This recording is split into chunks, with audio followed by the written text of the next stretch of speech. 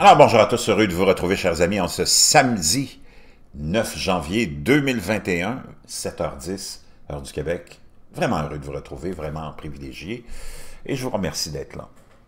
À Freedom News Network, l'endroit où on n'a pas peur d'aller mettre son nez dans des questions, des préoccupations qu'on a sur notre passé, sur des sujets, des fois qui peuvent être délicats à aborder, controversés, bizarres, étranges, mais toujours en gardant la tête froide, puis en prenant ça avec un grain de sel. C'est ça qui est important de faire, et j'ai appris ça avec le temps. Quand tu commences tes réseaux sociaux, tu es excité, tu t'en vas dans toutes les directions, tu ne prends pas de précautions, tu n'es pas prudent, et tu te fais attraper des fois dans des idées, des théories conspirationnistes, et c'est comme ça que tu apprends de tes erreurs. Donc, c'est important de savoir qu'il y a toutes sortes de choses qui se passent, comme ce dont je vous parlais hier avec l'or blanc, la poudre d'or blanche, et de savoir qu'il y a des gens intelligents, diplômés, scientifiques qui s'intéressent à ça, mais qu'il faut prendre ça avec un grain de sel et pas s'en aller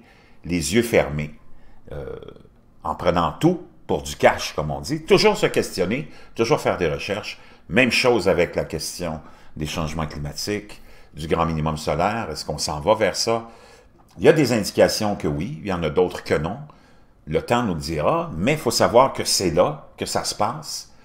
Le chaos climatique est là, il faut savoir que ça se passe. Le chaos social est là, il faut savoir que ça se passe. Le chaos économique maintenant est là, et financier, il faut savoir que ça se passe. Le chaos politique, on le voit. Tout ce dont on a parlé, ce que je vous avais prévenu, pas dans le détail, parce qu'il n'y a personne qui connaît le détail de quoi que ce soit, mais dans les généralités, tu peux savoir qu'il y a quelque chose qui s'en vient. Et on a tous cette intuition-là en nous, ces pouvoirs d'intuition. Et il faut les utiliser pour se préparer. Pas pour être alarmiste, mais il faut être conscient que le pire est à venir. Sans être alarmiste, ça veut dire que tu es réaliste et que tu te prépares au pire. Parce que dans le fond, c'est toi qui traverses cette aventure-là, puis il faut que tu essaies de la traverser le plus possible en sécurité. Et pour faire ça, il faut que tu sois conscient des dangers et que tu te prépares. C'est comme si tu t'en vas dans la jungle, habité par les lions. Il faut que tu saches qu'il y a un grand danger à faire ça. Tu peux le faire, mais il va falloir que tu sois préparé pour le faire. Tu t'en iras pas là avec tes sandales et ton petit bonheur. Donc, c'est comme ça que ça se passe. Et c'est ça qui est un peu le but de mon aventure. Et c'est aussi de vous démontrer qu'il y a plein de choses qui se passent sur cette planète, qu'il y a plein de monde intéressant, qu'on est tous unis dans le même combat. C'est pas un combat politique, c'est pas un combat religieux, parce qu'on est tous pareils, tous égaux devant la création. C'est un combat de solidarité entre nous qu'on doit avoir. Comprends-tu? On doit tous s'unir, peu importe la couleur de notre peau, la foi qu'on peut avoir dans différentes croyances, philosophies ou religions. Et qu'on est tous unis par le sang. Et qu'on n'a pas d'ennemis. Sauf ceux qui nous dirigent. Comprends-tu? Qui ne sont pas dans notre camp. Mais ça ne veut pas dire qu'il faut leur déclarer la guerre non plus. Ça veut dire que tu dois réaliser que ils ne sont pas là pour toi, qu'ils fassent leur affaire, parce qu'ils vont toujours faire leur affaire, parce qu'ils ont toujours fait leur affaire, les dirigeants. Tu peux remonter à l'Empire égyptien en passant par tous les autres empires. Ça veut dire que nous autres, on doit s'occuper de nos affaires. S'occuper de nos affaires, c'est quoi? C'est d'être solidaire. C'est d'avoir des communautés solides, qui se respectent, malgré les divergences d'opinion, puis qu'il faut aller par-dessus ça, et qu'il faut voir la politique, par exemple, comme une activité sportive, et pas plus.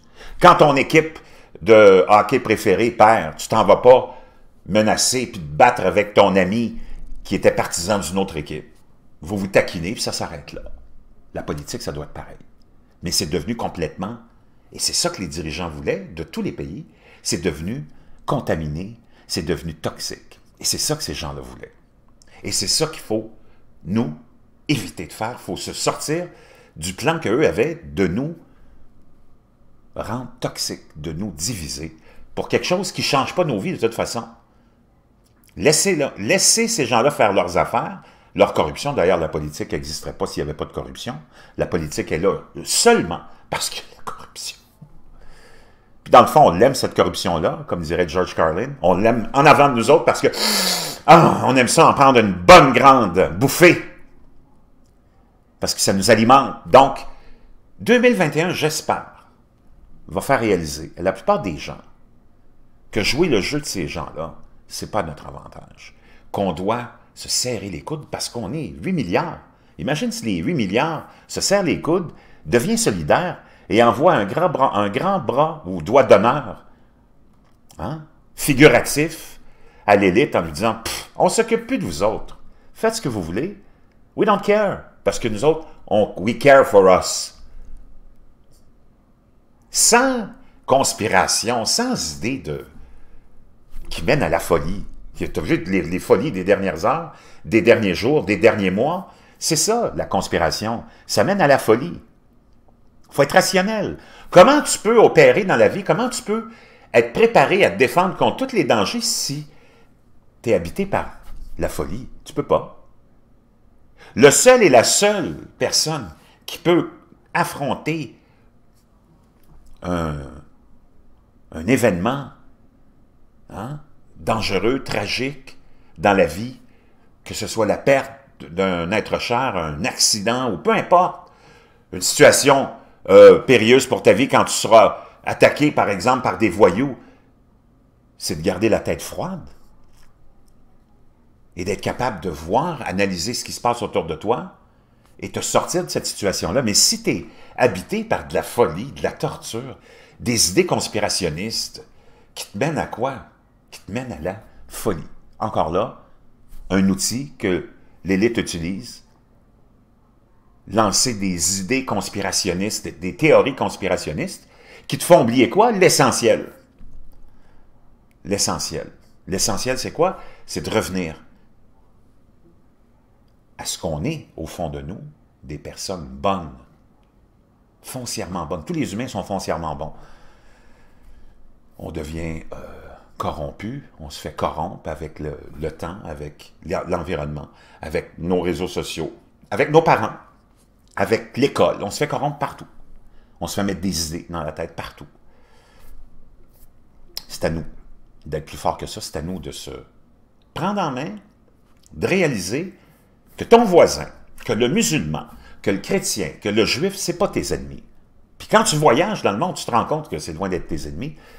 J'ai rencontré les personnes les plus aimables, gentilles, généreuses au Maroc dans les années 80. Quand je suis allé, j'ai été accueilli partout dans des maisons de gens que je ne connaissais pas et qui m'invitaient et qui savaient que j'étais chrétien.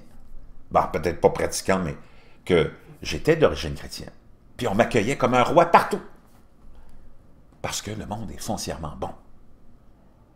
Même chose si tu vas en Israël, même chose si tu vas au Pakistan. J'ai des amis pakistanais. Musulmans, c'est les meilleures personnes que tu puisses trouver. J'ai des amis arméniens, libanais, chrétiens, juifs. On s'aime tous, on se parle tous. Ce n'est pas nous autres qui créons les problèmes. C'est toujours les mêmes qui créent les problèmes.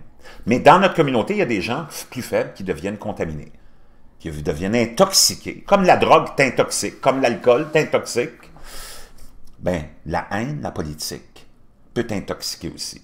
Et ça mène au chaos qu'on a actuellement. Donc, c'est important de mettre tout ce qui s'est passé, surtout les 4 dernières années qui ont été « wow ». Vraiment. Quand tu parles, si tu veux utiliser des termes bibliques qui ont été vraiment chaotiques et sataniques, on peut vraiment dire qu'on a eu l'antéchrist devant nos yeux pendant 4 ans en plein pouvoir. Et tu as vu ce que ça a donné? Le pouvoir entre les mains de l'antéchrist, du diable lui-même? Ça a été infernal sur la terre depuis 4 ans. Infernal. Donc j'espère que, puis moi le premier, je me suis fait piéger par celui qui se présentait comme la résurrection de Jésus, le grand sauveur, s'est avéré être, et oui, le diable en personne. On a tous été trompés. Et j'espère que ce sera une leçon à retenir et qu'on ne se fera plus jamais avoir. Il y en a eu un sauveur, il est disparu, on l'a crucifié, il ne reviendra plus jamais.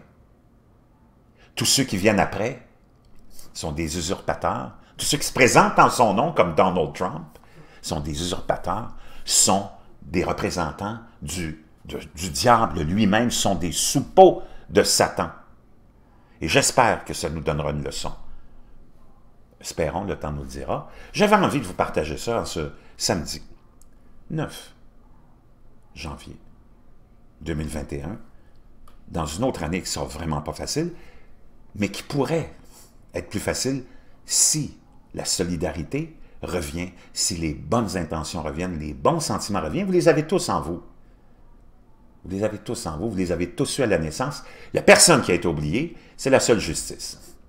C'est que tout le monde est créé de la même façon, uni par le même sang.